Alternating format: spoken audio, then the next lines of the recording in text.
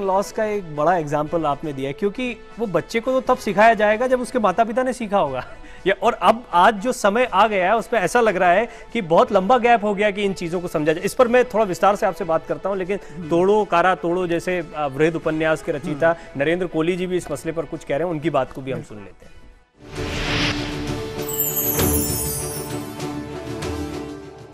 वो समय था कि जिस समय ये मद्रास के आसपास घूम रहे थे तो लोगों ने कहा विदेश जाने के लिए, तो एक जगह इनको एक ऐसा व्यक्ति मिल गया, पंडित जिसको कहते हैं, धार्मिक व्यक्ति, जिसने कहा कदापि ना कि समुद्र पार करना जो है वो पाप होगा, कोई नहीं करेगा।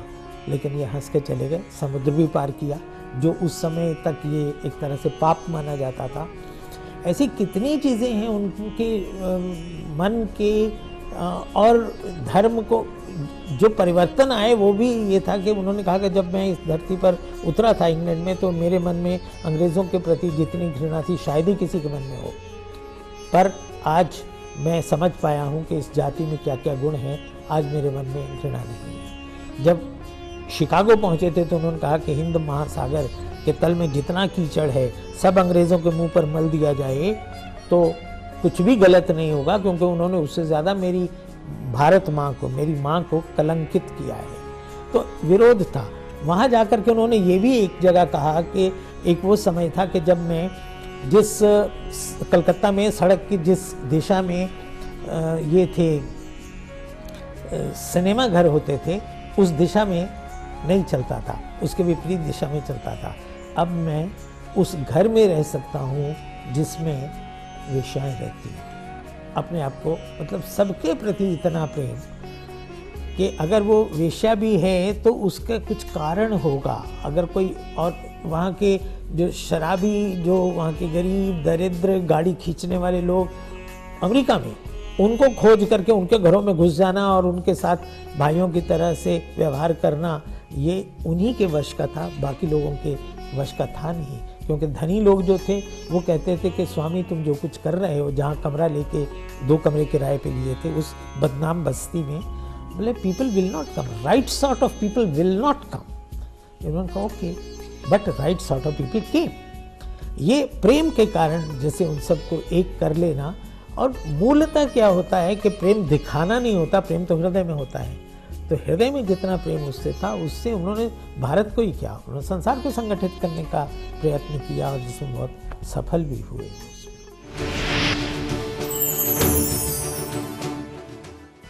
ईशान जी, ये विवेकानंद के प्रेम, उनकी उदारता को भी ये बात बताती है जो डॉक्टर कोहली कह रहे थे।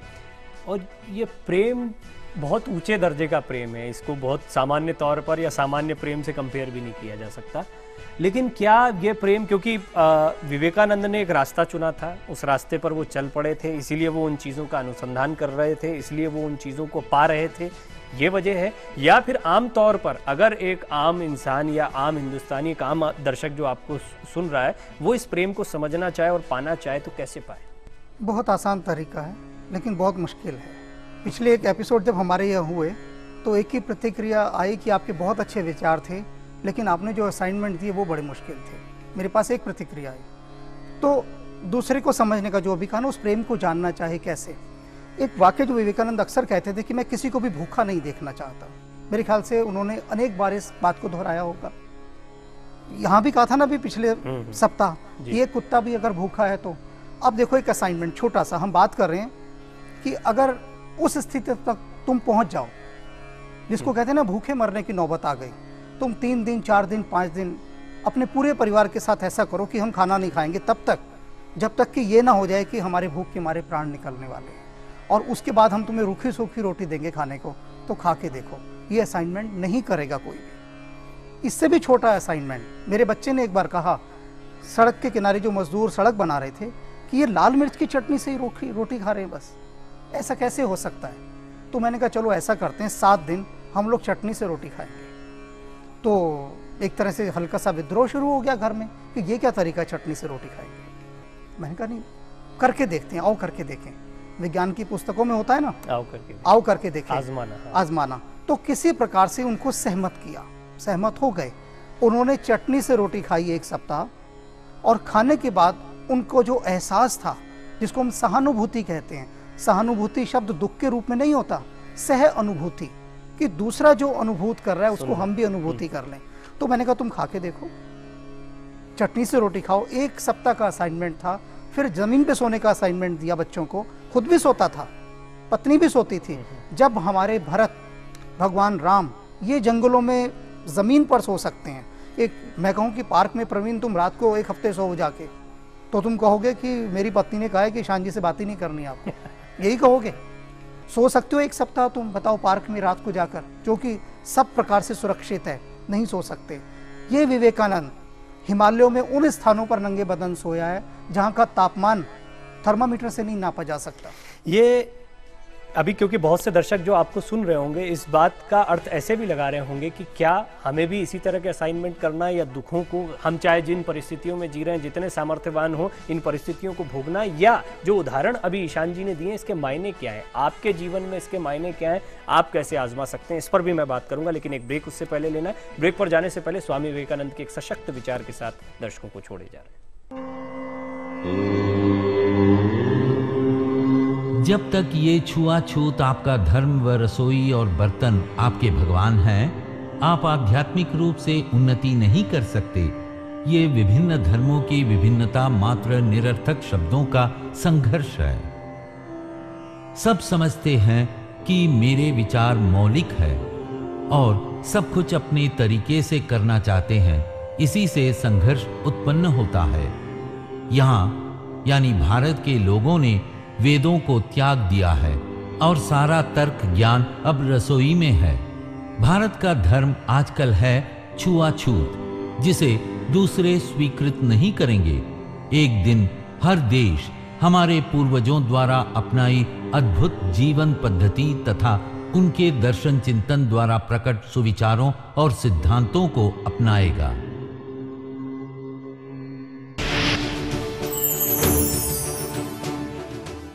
ब्रेक के बाद अवेकनिंग इंडिया में एक बार फिर आपका स्वागत है। और ब्रेक पर जाने से पहले हमने छुआछूत के बारे में जो विचार थे स्वामी विवेकानंद के, उन्हें पढ़ा। आज भी स्थितियां वैसी बनी हुई, या यूं कह सकता हूं कि अवेकनिंग इंडिया का सपना आज भी सपना बना हुआ है, क्योंकि जब तक ये ख़त्म नहीं होगा ये सारा कुछ, तब तक वो अवेकनिंग नहीं, वो जागरण नहीं आ सकता भारत में।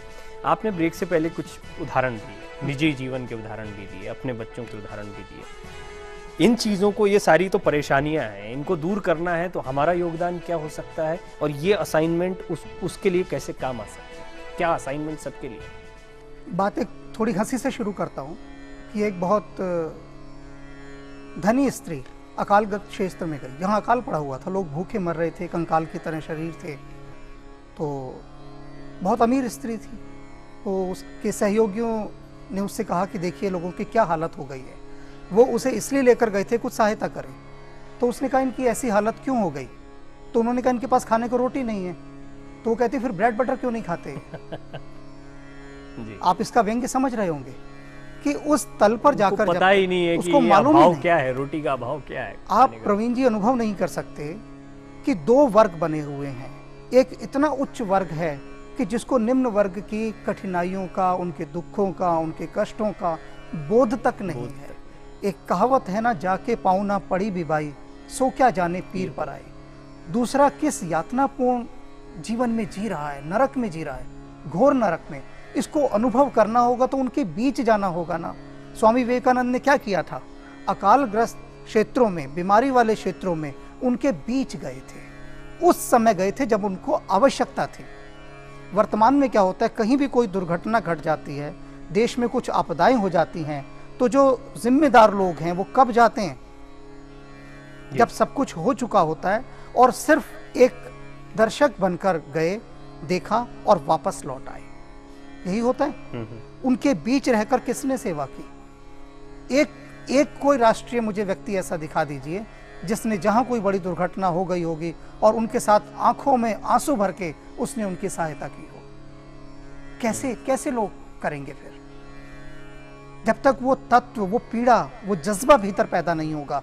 और वो तभी होता है जब आप उसी के निकट जाते हैं। सब समस्या ईशान जी ऐसा लगता है ये भी है कि सेवा में भी पहचान पाने का भाव पहले है, कि आपने सेवा की है, वो पहले तो उस चीज़ की खुशी उसको सेवा कहेंगे नहीं कहेंगे सही मायने में एक अलग मसला है, लेकिन सेवा भी तभी की जा रही है आजकल तब जबकि आप नोटिस हो रहे हैं, आपकी सेवा नोटिस हो रही है। रामकृष्ण परमहंस क्या कहते थे कि जब आप भक्ति में उतर कर जाते हैं उसके बाद आप निर्लेप हो जाते हैं, आपको कुछ नहीं लगता। जैसे आपने शरीर में बहुत सारा तेल लगा लिया, उसके बाद आप पानी में उतरते हैं तो पानी के अंदर जो जीव होते हैं, हिंसक जीव जो खा जाते हैं, वो आपके पास नहीं आते उसकी गंध से। ये रामकृष्ण परमहंस उदाहरण देते थे। तो कहते जब तुम सेवा करने इस संसार रूपी सागर में उतरो तो भक्ति रूपी तेल लगा लो। चलिए मैं इस पर और बात करता हूँ। डॉक्टर नरेंद्र कोहली के विचार हम एक बार फिर कार्यक्रम में शामिल करते हैं। तोड़ो कारा तोड़ो जैसा वृहद उपन्यास उन्होंने विवेकानंद के ऊपर लिखा है और उनके जीवन की कई घटनाओं को इसमें सुंदर तरीके से चित्रित किया है। तो डॉक्टर कोहली क्या कह रहे हैं उस पर एक नजर।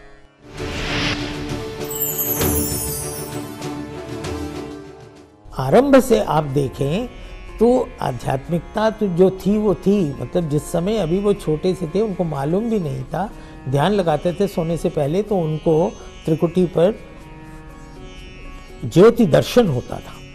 जब गुरु ने पूछा कि तुझे सोने से पहले ज्योति दर्शन होता है तो बड़े हैरान होकर पूछे बाकियों को नहीं होता है क्या?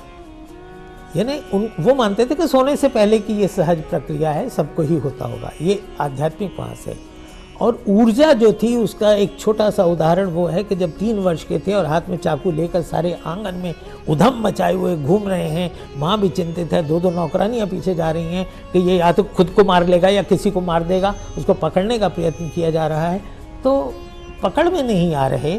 और अंततः माँ ने खुद, भुवनेश्वरी ने जाके पकड़ा और ले जा करके स्नानागार में लोटे से पानी उनके सिर पर डाल के शिव शिव शिव शिव कहा, तब वो शांत हुए। तो माँ ने जाकर के शिव जी के सामने माथा पटक के कहा कि आपसे एक पुत्र मांगा था, आपने कौन सा भूत भेज दिया है। ये उनकी ऊर्जा थी, इतनी जबरदस्त उनमें ऊर्जा थी।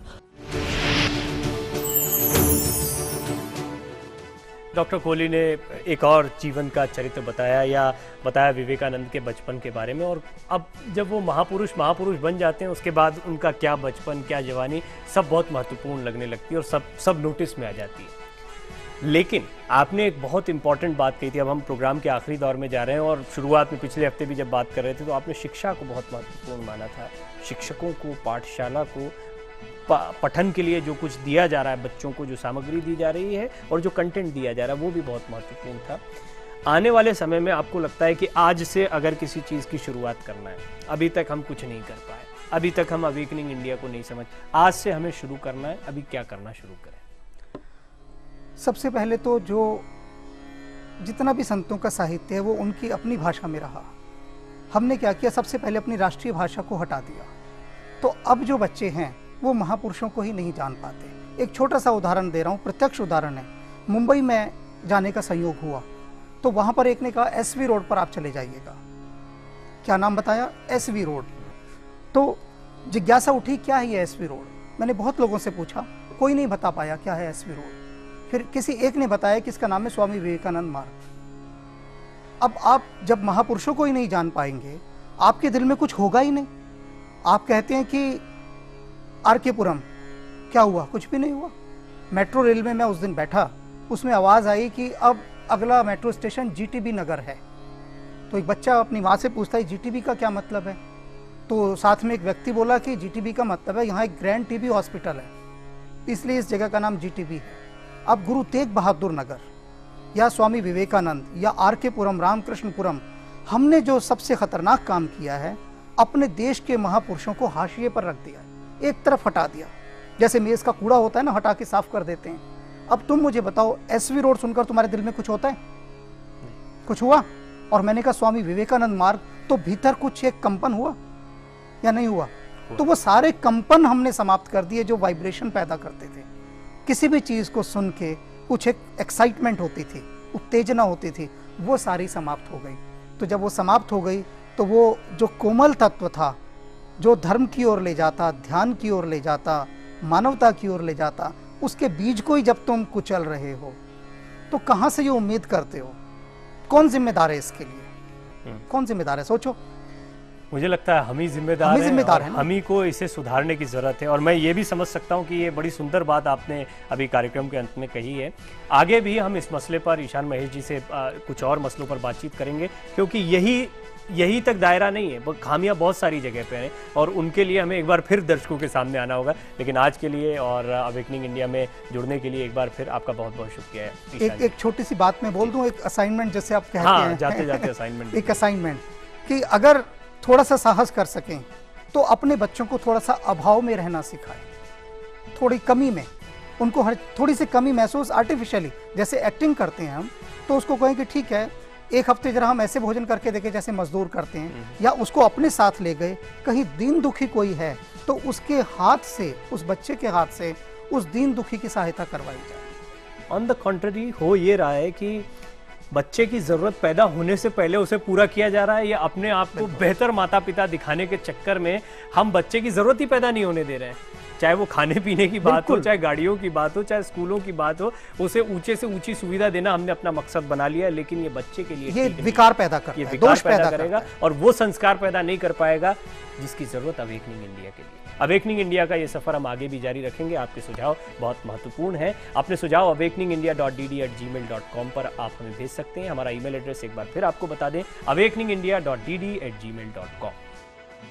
आप चिट्ठी के जरिए, खत के जरिए अपने सुझाव, अपने विचार हम तक पहुंचा सकते हैं। हमारा पता है अवेकनिंग इंडिया, कमरा number 8, CPC Doordarshan, Asiad village, Siri fort, Nai Delhi 110049।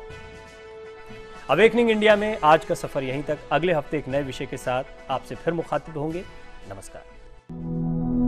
सर्वप्रथम अपने देशवासियों की हृदय को दहला देने वाली उस भूख को, जो हर जगह भयंकर पीड़ा रूप में तांडव कर रही है, शांत करने का प्रयास करो।